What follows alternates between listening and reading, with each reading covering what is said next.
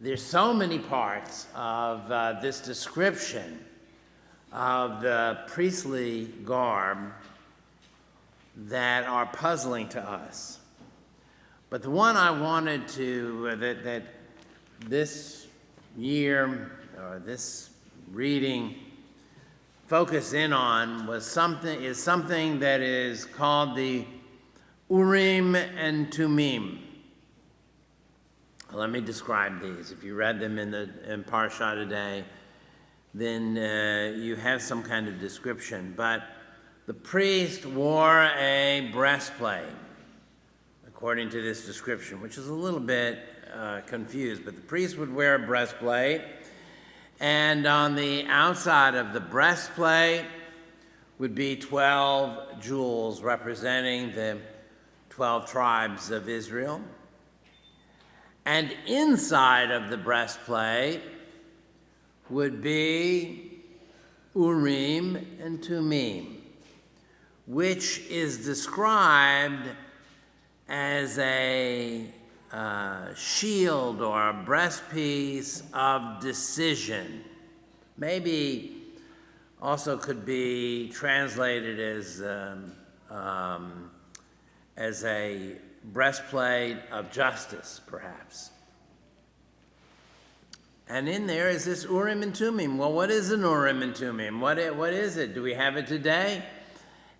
We don't know what it is, really. It was some sort of divining device, according to the Torah portion, that would allow the priest to know God's will. The words Urim and Tumim are also a little bit difficult. We often translate Urim as light, and Tumim we parse out as being from the word perfection, perhaps.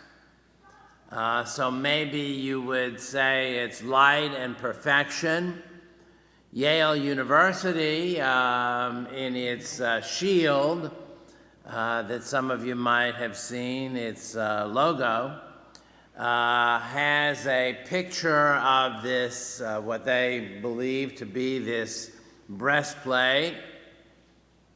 And they translate the words Urim and Tumim to mean lux and veritas in Latin, which means light and truth.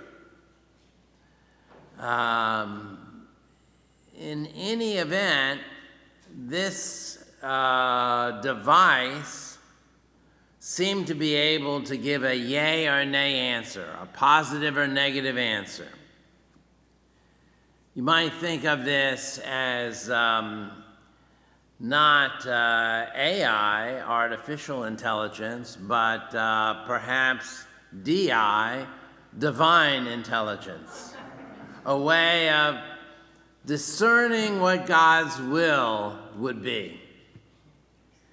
The Talmud struggles to try and understand how this works, and suggests that a person might come before the priest and ask a question in a certain kind of language, in a quiet question, and the priest would be able to divine by looking at this Urim and Tumim the answer.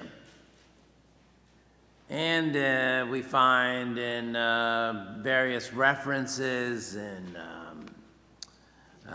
that in the time of King David even, that this Urim and Tumim were still in existence and could be consulted. I think that this idea of having a device that could give an answer yay or nay is very appealing.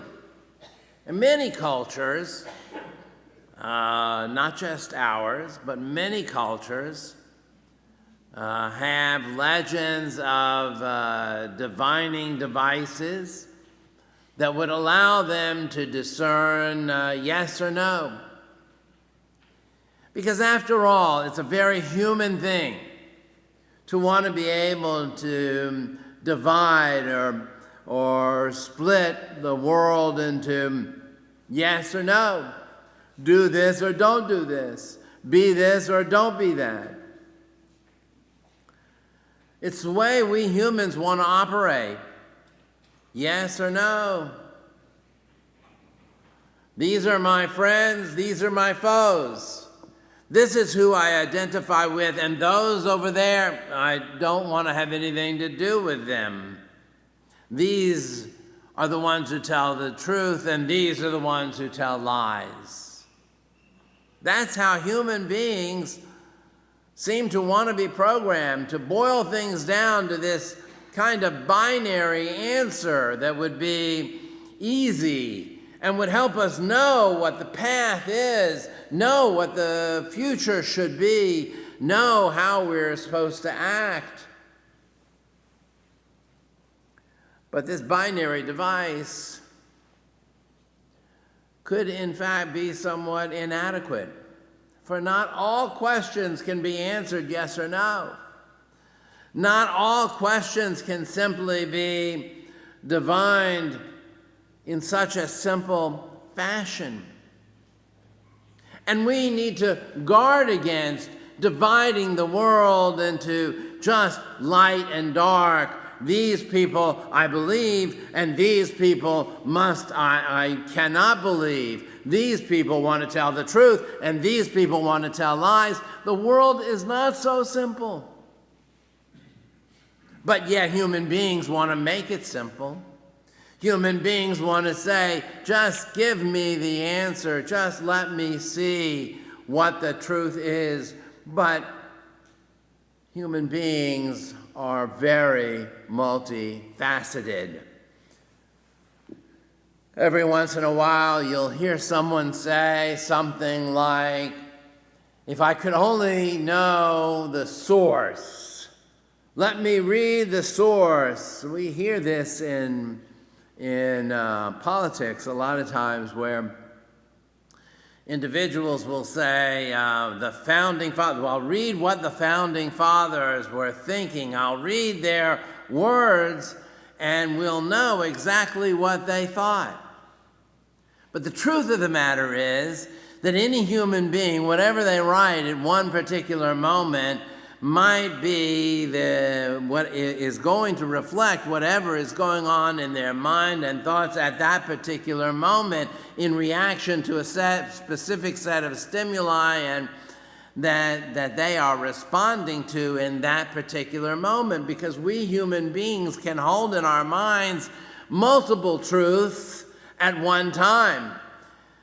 We're not so straightforward that what we have in our minds is just so simple, black or white. Human beings are much more complex than that. But yet, we identify, and yet we see this Urim and Tumim, and we say to ourselves, gee whiz, I wish we had that today. I wish today we could see some answer. God would give us an answer, yes or no, right or left. Just tell us what to do and we'll do it. But the Urim and Tumim are not with us today. We no longer have this simple device. And the rabbis have been very clear in the tradition to tell us that now we must take matters into our hands and we must decide for ourselves in our time how we are to behave. But there is a key to this Urim and Tumim that I cannot overlook. For remember, as I was describing it, that it was to be placed on the breastplate of the high priest, over the high priest's heart, and it was on the outside decorated with the jewels of the 12 tribes of Israel. All of Israel, all the people, not just some, not just a few, not just the good tribes, not just the bad tribes. All of Israel was represented on the breastplate of the high priest. And all of Israel weighed on his shoulders, literally weighed on his shoulders, weighing him down. He could feel the weight of everybody. And when a decision needed to be made, and he looked for the Urim and Thummim, he had to see also the entire population. Everyone had to be represented. Whatever decision needed to be made, it needed to take into account all the people, the entire population, which was indeed extremely diverse, and a population that would have all sorts of points of view, all sorts of opinions. Whatever decision needed to be made needed to take into account all 12 tribes, the entire people of Israel, and all of their views, and all of their differences, and all of their unique peculiarities. That is how any decision would need to be made.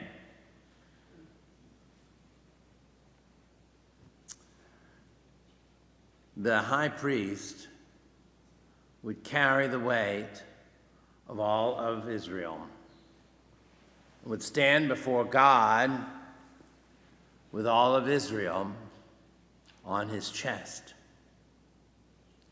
And he was required to take these vestments and enter in to the Holy of Holies, and enter into that most holy place.